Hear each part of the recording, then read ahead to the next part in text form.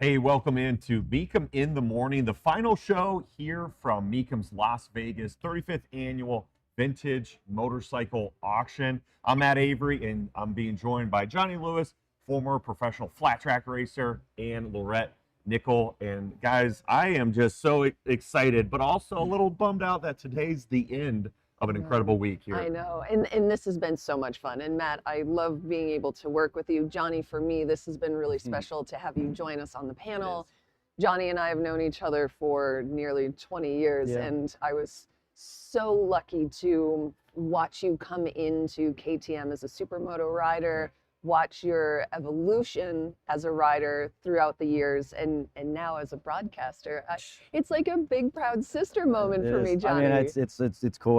I always talk about motorcycling and what you learn, and it's the people you're surrounded by. And you know, again, this week has been something special. Learn from everybody here and continue to learn, and that's the amazing thing about this. And we've learned about everything from one-of-a-kind prototypes to one-of-a-kind German dirt bikes, the Ferrari of motocross. That was the tagline yesterday, right? That I think was mentioned. Yep. All kinds of great stuff. And of course, all kinds of great stuff in store for today here on Saturday.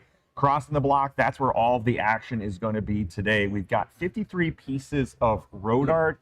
And man, I got to say, a lot of them are motorcycle themed, and they are the perfect addition for any cool garage space.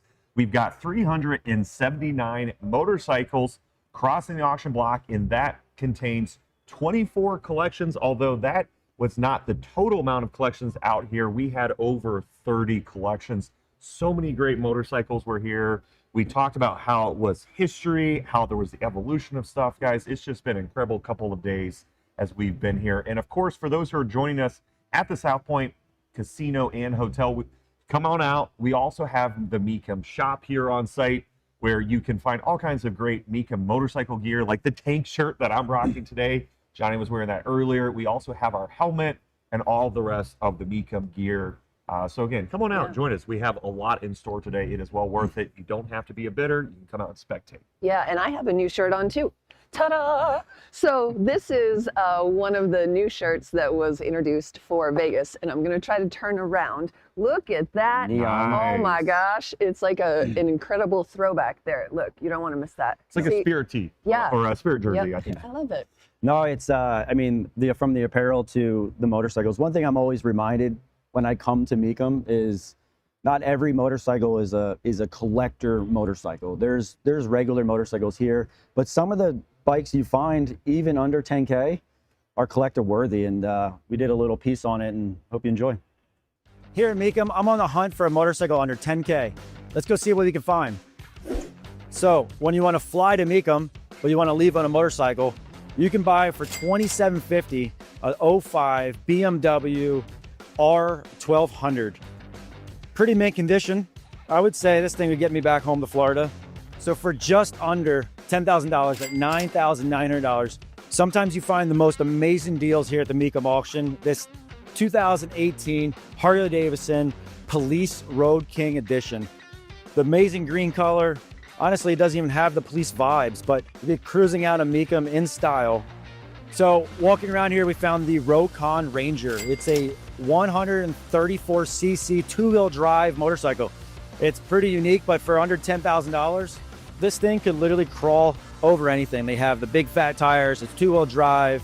Basically, the front of the frame comes through the steering stem and also acts as a rear brake. If you're ready to add a classic Honda to your collection, Mecum's the place to come. This is 1973 CL450. It's a parallel twin, double overhead cam. Actually, under $5,000, you can get this classic Honda added to your collection. And if you're into the Harley-Davidson Baja 100, and would you look at that? For $8,800, that guy's probably almost halfway home. And this is just if your budget's under 10K. There is literally something here for everyone.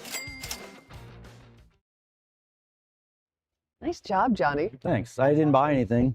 I can't believe it. You've been talking about it for 2 years. I haven't. It's just, you know, I think I'm bringing that collector vibe. I'm really searching for what I really, really want, and you know, maybe it comes through the day. Oh, what do you really, really want? Can't tell you. Oh, you might try to scoop it up. Me? No, I'm still looking for the Honda 100.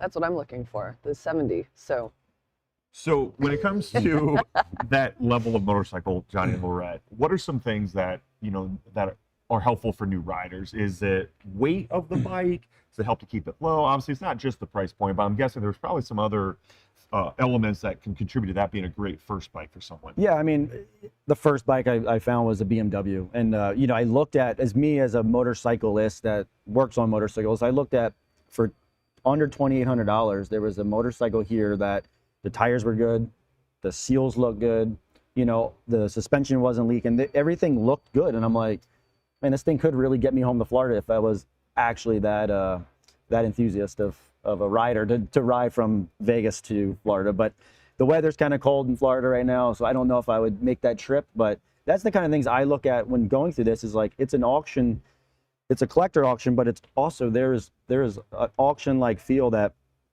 you can get some regular motorcycles to just add to your garage, maybe not your collection. And I got to know, so the red bike, it was a Rancor, or what was the name? I forget now, because it was, I've never seen it. I actually had to look it up, because, there's so many motorcycles here, and Jay Leno actually did a story on that, and that's why I got some of my information, because, it's, you see stuff that I've never seen something like that before, but the fact that it's a two-wheel drive, the chain actually runs, the whole gear system runs through the frame, drops down to run the front wheel. It's something that is so unique, and then like to see that for 10 grand, that is a good average price. I looked it up, I did some research, and it's like, man, it's going for market value of what it is, but you can find it here at Mecum, and that's pretty unique. Oh, I was just going to say, I'm guessing it's got to have maybe some military application to it. It's probably not a great first starter bike. I mean, maybe for you. Maybe for me? All right, yeah, just jump right in. Yeah. Although it probably would do very well in some hill climb. I will. Interesting that you would pick Johnny's bike to maybe, I don't know, get the bike there. But hill climbing is and always has been gnarly, and we found an absolute monster that I was so excited to talk about.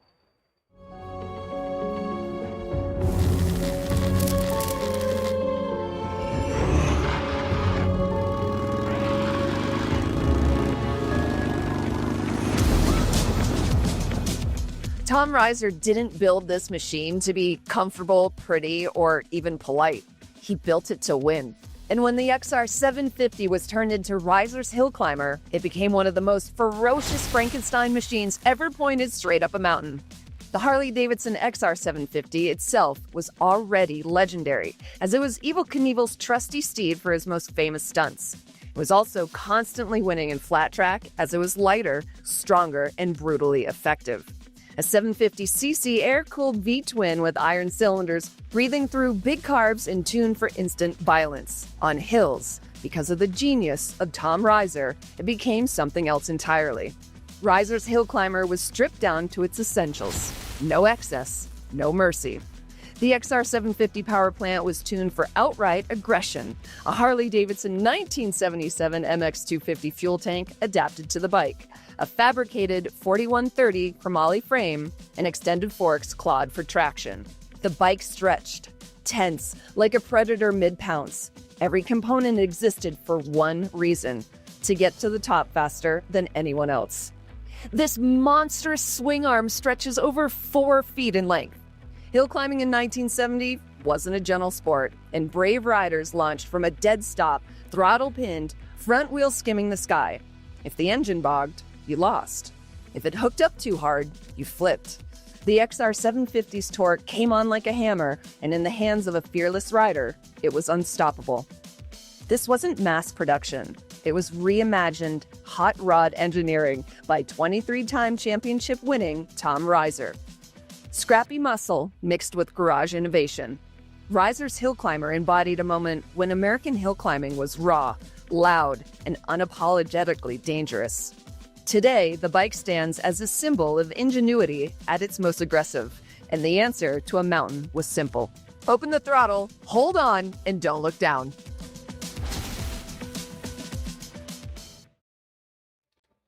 Gnarly, gnarly, gnarly. And you can see how gnarly it is by what happens with my left arm and how excited I get when I'm talking about a bike like this. And one of the things that I didn't mention, I don't know how this slipped my mind, but nitromethane. Yeah. And what else that bike is powered on. And Johnny, so prior to the show starting, I was really curious because I wasn't sure if you had ever had the opportunity to hill climb, but you gave that a big pass. Yeah, I'm sitting here, my hands are sweating. It's like when I'm a racer, you start envision yourself doing the things on the motorcycle.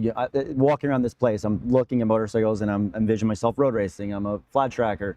I walked up this hill climber and like right now watching the video, I'm like, whew, I'm nervous. Like you imagine just sitting at the bottom of the hill, looking straight up going, I got a bike on nitro, methane, sitting there, I'm lined up. I'm just gonna hold this thing wide open and dump the clutch.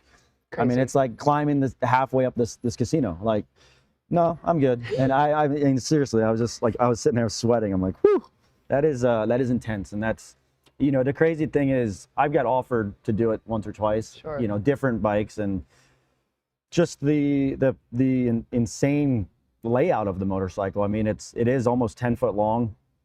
I mean, this one, back in the day, they were running chains on these bikes to climb the hills. I don't think they do that as much anymore.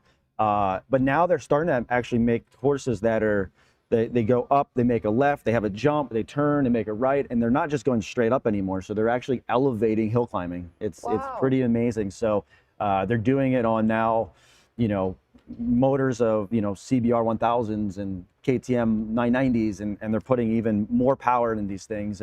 But the fact that they were doing it back then on an XR750, you know, knowing the motor, knowing the power delivery, it is a monster. Yeah, absolutely. And the XR750 already had about 100 horsepower to it, and then you put Tom Reiser into it, and it's just incredible how much more power he was able to extract from the bike. And it was based on a 750. Yeah. And so again, like the garage ingenuity of how this whole bike came together is phenomenal. You covered it, Laurette, in that package, but just to kind of recap, what are some of the modifications that goes into making a bike like this for hill climb? Yeah, I mean, obviously the one thing that stands out the most is the swing arm. You know, they extend the swing arm because, you know, as you're going up the hill, they has to have the length or the bikes would flip over, especially that power. But they do run classes that run standard swing arms too. So it takes a lot more technique, but that is one thing. And then obviously they're not really shifting. If you looked at this thing, the shifter wasn't really there, I don't think. And they set it, forget it, drop the clutch, and it's just they're just in the power. So you need long swing arm, lots of power, and I guess a brave rider. Yeah.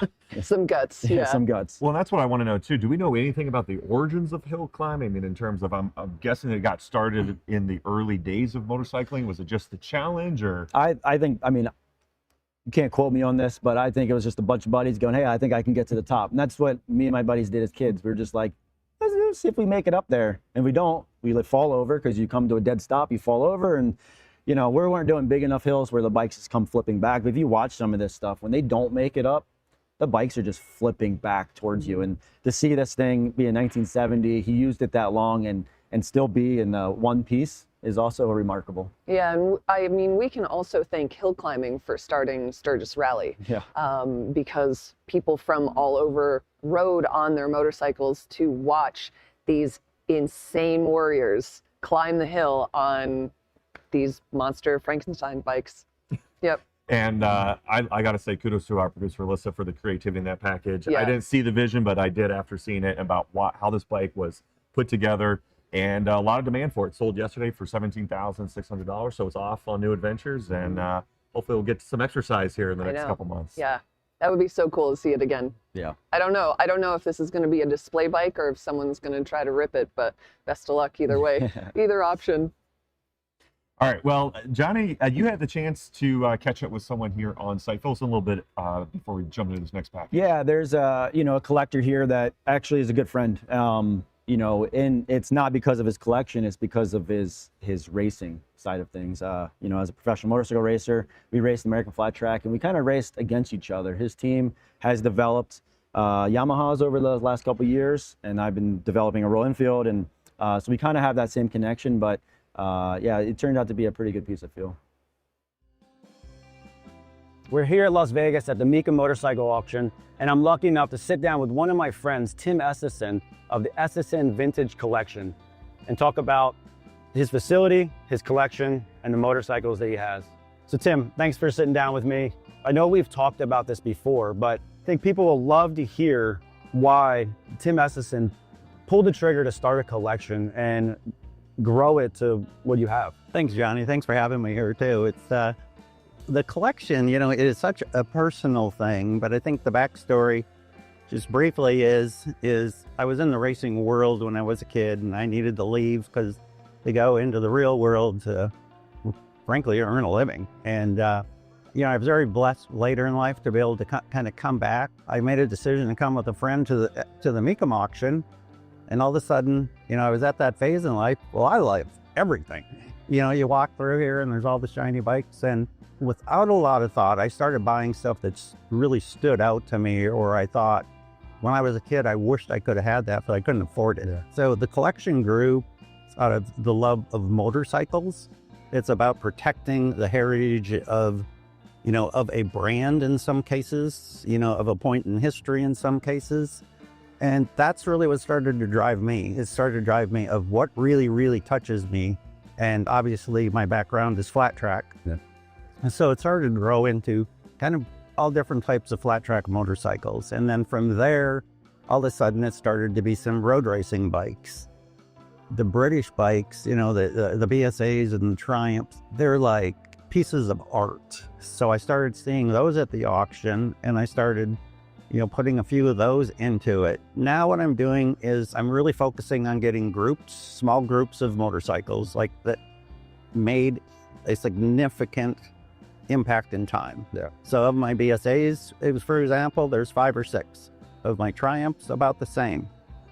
My Yamaha road racers, there's a lot. Yeah. You know, so it's evolving. It's always evolving. And then the really unique bikes, like where did motorcycling started? It started with board tracking. Your facility that you have in Arizona, obviously it was a race shop first or second to the collection, or how did it all involve? When I was buying the building, my wife said, "Don't do this." She goes, "This isn't enough room." I go, "It's plenty of room. There's no way I'll fill this." And then she was right.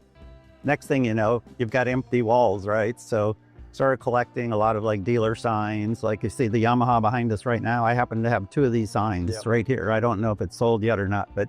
Do you ever see a Estison championship winning bike up for auction? Yes, I do.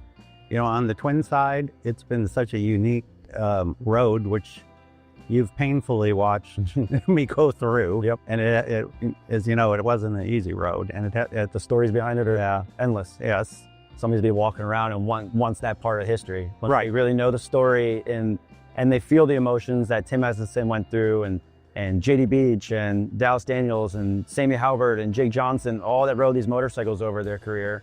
Everybody's chasing that story, and the guys walking around with the notebooks, and they know what they want. And I feel like in the near future, it's going to be somebody's gonna be knocking at the door looking for Estison Yamaha Twin. And that's pretty exciting to see that you have created what will be what somebody wants at Mecum auction. Not just a manufacturer, but you created that story. And I appreciate having you sit down with me, kind of telling me the story. You're very welcome. Mecum's a huge part of my life, and really I've got to give it out to Mecum because this is where it all started. All this really started, and I didn't think of it that way. The first auction I came to was Mecum. I wasn't even talking about flat track then, and now here we are later having this conversation. That's wonderful. Let's circle it in. Thank you very much, man. Pleasure. So lovely. He's just one of the nicest, most kindest, most wonderful human beings, and I hope that you'll have an opportunity to meet him a little bit later today if you haven't already. But he has a really inspiring story, and he's just so passionate, and it's really cool too for me. I kind of mentioned it at the top of the show, but to see your evolution, Johnny. So great job on that interview. Yeah, you know, Tim is like, again, I call him a really good friend. Yeah. But also, you talk about his collection, talk about his racing, but he also just wrote a book about his life and how he became successful. And that's like, again, these stories that you just get here at Mecum that you don't know who you're standing next to looking at motorcycles here. And the guy that, you know, raced motorcycles, went through a lot, you know, of hardship, and then started a really successful trucking logistics company, and you know, and then has been able to be here to be a collector. You know, it's really amazing to see his flag up here, walk through his collection. You know, part of his collection is here. It's just, again, it's the inspiring people here that really, again, just kind of gives me goosebumps just talking about it, seeing it every time I come here. So. Yeah. Was that your biggest takeaway from the interview with Tim? That just the inspiration? Yeah, no, he's you know, the fact that he went through this process of, you know, coming here, buying motorcycles, getting back into racing, and then getting back in the sense of building a race team, not the, you know, hey, just go buy the same motorcycle as everybody else and just go try to win races, but the full development of it. And that's kind of the exact same process where I'm at in my career with developing Royal Enfield and what I've been able to do. So I see Tim, I see what I'm doing, and you know, to see, you know, him go, yes, I will put a SSN flat track twin across the block in the future. Wow. I think there's gonna be a lot of people interested in that motorcycle, and especially with Dallas Daniels, who won a championship on it. It's first time in a very long time that Yamaha's won a twins championship. So he went through all those steps to get it, and you know, the full circle, like I talked about, is that motorcycle could be here. You know, after him coming back into the motorcycle world, buying motorcycles here at Mecum, and then, you know, selling something like that with a story, that's pretty amazing. Of the motorcycles that he brought out for the auction, Johnny, any other standouts for you? Yeah, there is one, and you know, we did a little piece on it, you know, I think for social. It was the 1981 Honda RS flat track bike that Ronnie Jones won Daytona short track on. I actually went to dinner last night with Ronnie. He's a good friend. He's part of the Back on Track. But what's funny is 20 years later, I won Daytona short track on a Honda. It was a Honda 450. The bikes have changed since then, but we were joking. Ronnie's like, man, you're dating me now.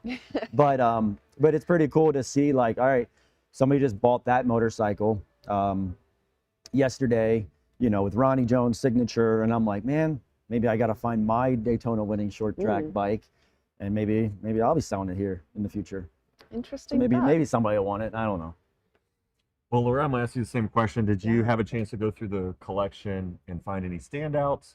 I haven't. I didn't have the opportunity to go through Tim's collection, but what I am so excited. Listen, when I tell you that I woke up at 4:30 this morning, so excited about the CB 750 that's going to roll across the block later today. The prototype. I'm serious. This is a piece of motorcycling history, and this bike is so important. It is one of one, and the industry has never been the same. So the story goes that the prototype was sent to America, and there's hundreds of different features on it, but it was light, it was nimble, it broke down the barriers to entry, and then there were 4 pre-production models that were sent to Las Vegas for the Honda dealer show.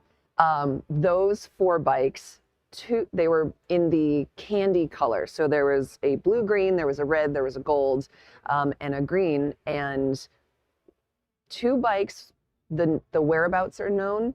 Did I say that right? The whereabouts are known, yeah. It sounded weird in my head. There was one that disappeared in 1969, and it disappeared somewhere in Europe, hasn't been seen or heard from since.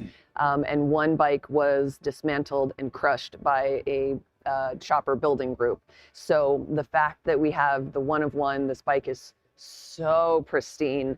It is very, very exciting. And this is going to roll across the block a little bit later today. Nervous anticipation, just really excited to see what it brings. Yeah, it's I've enjoyed getting a closer look at it. I also enjoyed working with Alyssa to do my own coverage of it. And I know, Laurette, you're going to be spotlighting that on the Mecum streaming on Roku today. So if you're jumping on to that later today, you can catch Laurette chatting more about that prototype and its significance. And as we wind down here, we got to get off because we got to get off the air, guys, because the auction is starting moments behind us. But of course, wherever you are watching from, drop us a comment. We love seeing where our viewers are tuning in from. And we also love hearing what they have to say. And Johnny and Laurette, I got to say, we've had a lot of chatter this week on our show. This motorcycle community, man, they are very conversational. They love talking about motorcycles. I've enjoyed chatting with you guys as well as seeing what they're saying. And Old School Rules commented on yesterday's show. That guy was living the dream. I just bought a 79 CR250 restored, and it's going in my living room, Johnny. So we were talking about that. You know, we were talking about that unique garage space, and Old School Rules 123 is putting it right there instead of his coffee table. And he said, I might just ride around the yard, or I might just have to buy another one to ride around so I don't ruin this one. So best of luck with that Old School Rules. I'm sure it'll look great in your living room. And thanks so much for joining us here for Mecum in the Morning. Thanks to Johnny and Laurette for this expert motorcycle commentary. The auction will start soon. Thanks for joining us for the official pre-auction live show. Have a great day, and Mecum in the Morning will return for Mecum Glendale.